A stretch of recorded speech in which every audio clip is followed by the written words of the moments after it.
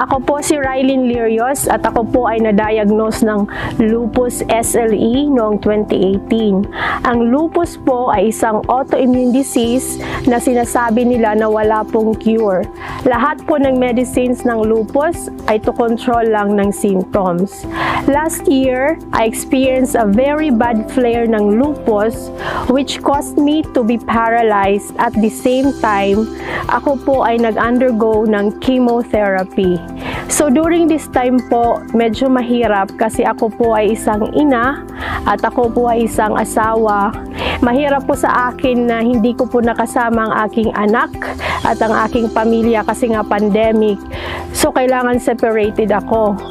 So habang na-paralyze po ako dahil green barley taker na po ako since 2018, isinabay ko po ang green barley. Ito po yun.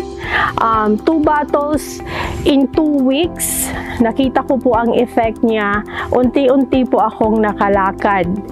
At saka yung chemo ko dapat 6 cycles. In 2 weeks po, 2 cycles lang po ako. Nag-stop po ang chemo ko kasi nakita sa labs ko na nag-normal na lahat ang aking blood counts.